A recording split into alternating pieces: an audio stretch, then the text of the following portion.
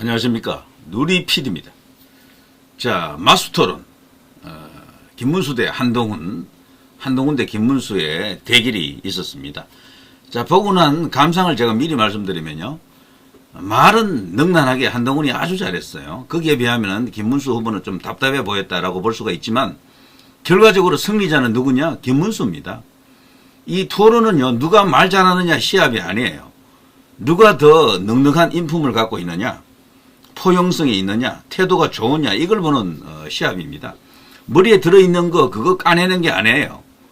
그거는 대통령이 되면 얼마든지 참모를 통해서 이렇게 구현할 수 있는 것이고, 밸런스 잡힌 어떤 식견, 경험, 그리고 경륜, 관록, 여유, 포용력, 이런 두루 그런 것들이 드러나는 것이다라고 보여지죠.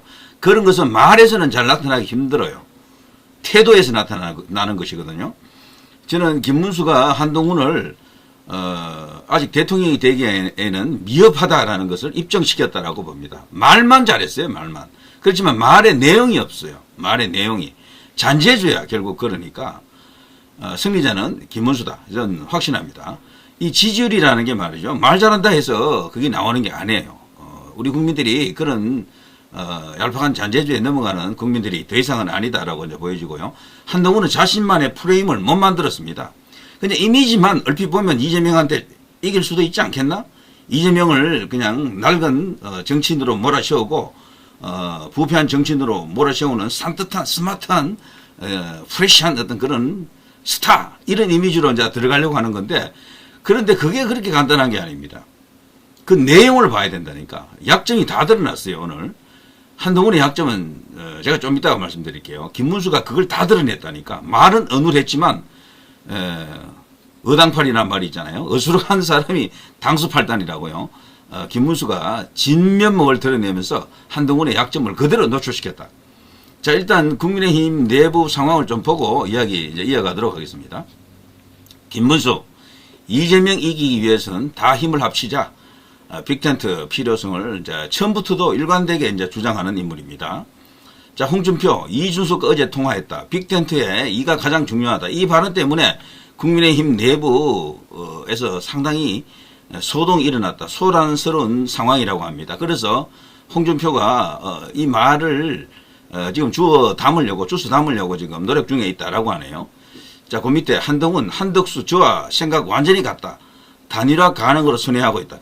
자, 한동훈은 그동안 단일화에 대해서 부정적인 혹은 미온적인 태도였는데, 이 기사를 보게 되면은 한동훈도 이제 단일화로 가는가? 뭐 이렇게 볼 수가 있지만, 오늘 토론회에서 보니까요, 여기 질문을 받았습니다. 단일화 할 것인가에 대해서 김문수 후보는 동그라미, 단일화 하겠다. 이게 일관된 어떤 자신의 입장을 갖고 있고요. 한동훈은 동그라미도 아니고 꽃표도 아니에요. 이게 그러니까 그 가운데인 거야. 그래서 경우의 수를 지금 보고 있는 것 같습니다. 단일화 할 만하면 하고, 여차지가면 안 할 수도 있다라는 의미로 이제 해석하면 됩니다. 그래서 굉장히, 뭐랄까, 벌써부터 잔머리를 굴리고 있다. 이제 이렇게 볼 수가 있겠죠. 신선한 어떤 그런 맛으로 정치를 시작한 것으로 알았지만, 의외로 정치공학이라든가 장계산을 많이 한다라는 게 지금 드러났죠. 오히려 김문수 같은 사람이 장계산을 하지 않고 그냥 뚜벅뚜벅 자신의 소신과 철학대로 그냥 나가는 인물이죠. 자, 홍준표, 한덕수 출마하면 단일화 협상 길 열겠다. 드디어 이 홍준표도 지금 당 내부에서 단일화 안 하면은 세가 떨어져 나갈 것 같거든요. 국회의원들이 모이지 않을 것 같으니까 이렇게 이제 자기 나름으로 뭐 일종의 중간적 어떤 그런 태도를 지금 견지하는 것이다라고 보여집니다. 회유책일 수도 있고요. 기만술일 수도 있습니다. 원래 이 홍준표의 생각은요, 단일화의 생각이 없어요. 저는 홍준표의 기본 생각은 삼자필성이라고 보거든요. 삼자필성론. 한덕수는 한덕수대로 나가고 자기는 자기대로 나가는 걸 원한다라고 봅니다. 이건 제가 다른 시간에 삼자필성론이 가능한지 한번 따져보겠습니다. 한덕수가 그럴 경우에는 전라도 표를 많이 가져가야 돼요. 그러면서 한 5%에서 30% 정도 가져가야 된다고. 득표를 그렇게 하고, 자기도 한 30에서 35% 정도 가져가고, 이재명도 30 몇 프로 이렇게 만들어서 1위 하는 것을 지금 노리는 게 아닌가 이렇게 생각하는데, 그거에 혹시 가능하다면 제가 나중에 한번 따져보겠습니다. 자, 안철수, 홍준표 총리, 한동훈 법무, 김문수 노동 임명할 것. 한동훈은 법무부 장관 했기 때문에 또 법무, 김문수는 고용노동부 장관 했기 때문에 고용노동부입니까? 홍준표가 그러면 격이 더 높나요? 뭐 그건 아니겠죠. 자, 한동훈, 홍준표 겨냥 조국 수용 모자라 친명 연대까지. 요즘 국민의힘 내부를 보게 되면 마치 홍준표와 한동훈의 1위 다툼 혹은 양강 대결 같은 그런 분위기도 조금 일어나잖아요. 김문수의 허락도 맞지 않고 지금 저들이 김문수 머리 위에서 왔다 갔다 합니다. 공방을 주고받고 있는데요. 이거는 달리 말하면 최근 여론 지지율 이 동향이 김문수는 조금 내려가는 것 같고 홍준표하고 한동훈이 지금 올라가잖아요. 그래서 이 둘이 결선 진출하는 게 아닌가 이런 어떤 분석이 없지 않아 있죠. 이제 거기에 기반해서 캠프에서 아마 전략회의를 가졌을 겁니다. 홍준표 견제해라. 한동훈 캠프에서는 그렇게 나왔을 거고 홍준표 쪽에서는 당연히 한동훈을 견제하겠죠. 그래서 지금 이런 일이 일어나는 것 같은데 그러나 천만의 말씀입니다. 게임은 끝나봐야 하는 거고요. 김문수의 저력 무시 못합니다. 자, 제가 볼 때 이 토론회에서 김문수와 한동훈의 토론회에서 얼핏 보면 한동훈이 말도 참 잘하고 잘한 것처럼 보여요. 그렇지만 전체적으로 딱 보게 되면 한동훈이 이런 약점이 있구나라는 게 드러났습니다. 그게 뭔가 하면요. 첫째, 경제입니다. 경제. 경제 분야, 구체적인 어떤 정책 분야로 들어가니까 버벅거리더라고. 아직 모르는 거야. 이론적으로는 공부를 좀 했겠죠. 그래서 실무적 경험이 없다 보니까 검사라고 하는 그 닫힌 공간에서만 놀았기 때문에 아무래도 거기서 오는 식견의 부족이 여실히 느껴지더라고요. 김문수는 그 방면에서는 그야말로 대가거든요. 이분은 원래부터도 국회의원 3번 했지만 그때부터도 우리나라 경제 쪽에 아주 지대한 관심을 갖고 있었습니다. 거기다가 또 경기지사 2번을 하면서 경기도를 엄청나게 발전시켰잖아요. 그 유명한 판교 테크노밸리, 광교 테크노밸리, 그리고 또 파주 LCD 단지, LG LCD 단지죠. 그런 것들, 그리고 평택의 삼성 LG 거대 공장들, 등등, 그리고 광역교통망 GTX, 거기다가 다양한 어떤 복지 정책들.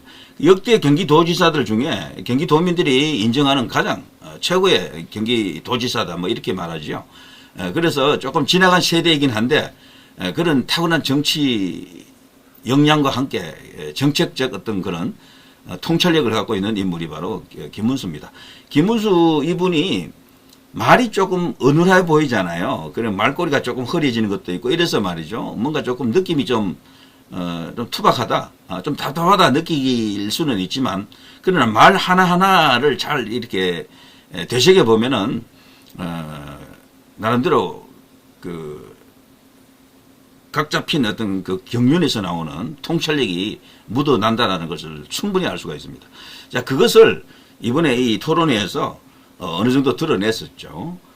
그리고 지금 대한민국이 꼭 필요로 하는 경제 대통령을 위해서도 김문수가 필요하다라는 것을 입증을 시켰고요. 또 하나 한동훈의 약점을 드러낸 것이 있는데, 바로 정체성입니다. 정체성. 한동훈이 다른 분야보다도 이 정체성 분야가 나오면 버벅거립니다. 특히나 어떤 이야기를 했는가 하면요. 우리 이제 기업인들 중에 이재용 삼성 회장, 정몽구 현대 회장, 그리고 신동빈 롯데 회장 등을 감옥에 집어넣은 주인공이 바로 이 한동훈이거든요. 그 이야기를 끄집어내니까 버벅거리더군요. 근데 그 기업인들이 잘못이 있다 칩시다.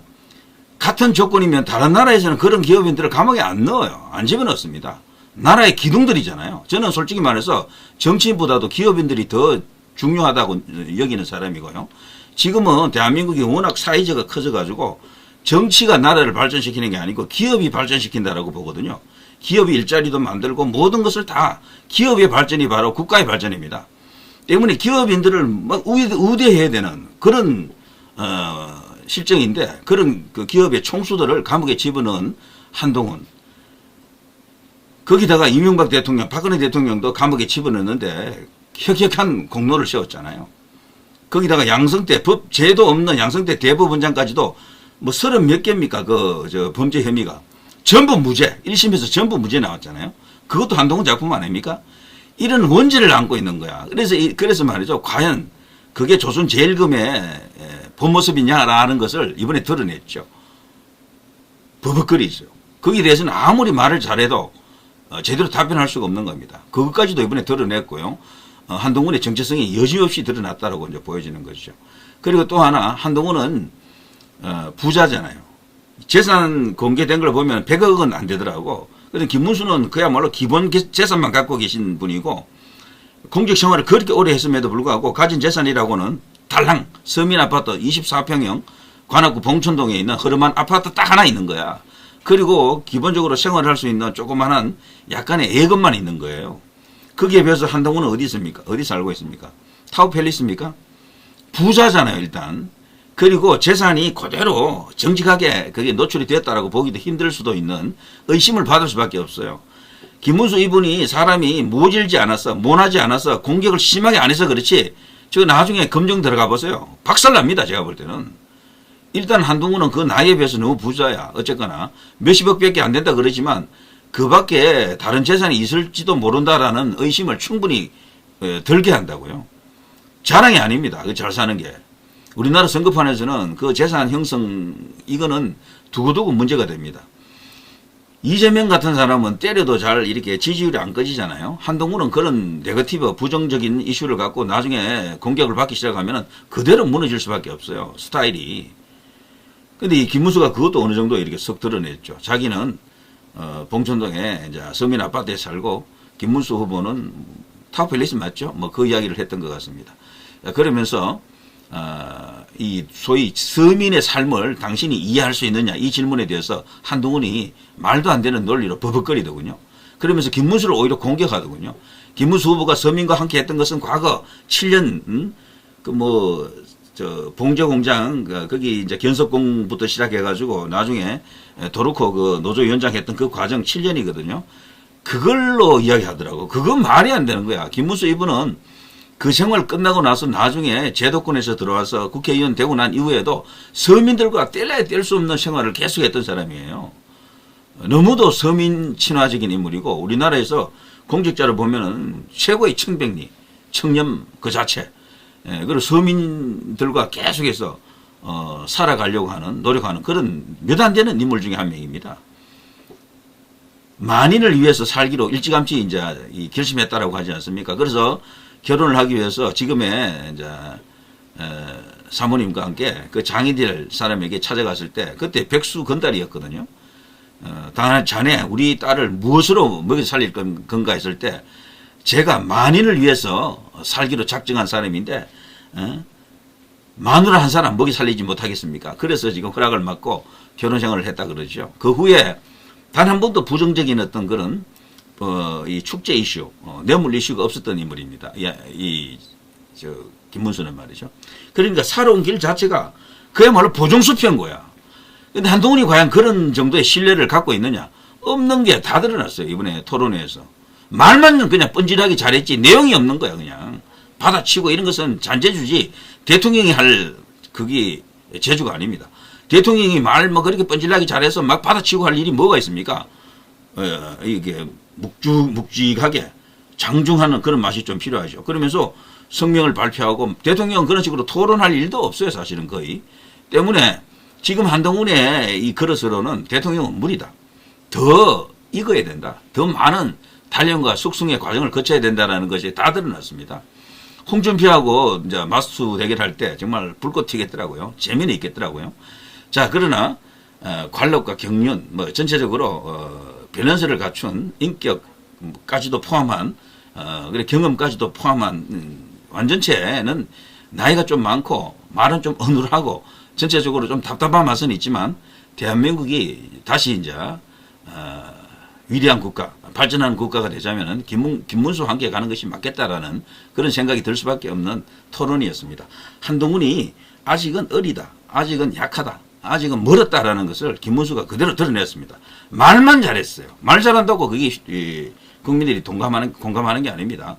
김문수가 갖고 있는 저력, 아마 갈수록 잘할 것 같아요. 그동안 이분이 너무 말을 안 한, 오랫동안 입에 이제 이 거미줄 친 그 세월이 너무 길었어요. 그렇지만 다시 이제 정치 무대에 들어와서 입이 이제 이렇게 열리기 시작하더라고요. 안철수와 대결할 때는, 토론할 때는 훨씬 더 이렇게 말을 이렇게 잘하더라고요. 지켜보면 흥미로운 결과가 있을 것 같습니다. 홍준표, 한동훈 둘의 대결이다. 아직은 그렇게 판단하기 이릅니다. 김문수 1강은 여전히 유효하다. 충분히 가능하다. 이런 생각이 들었습니다. 누리 PD 김준희였습니다.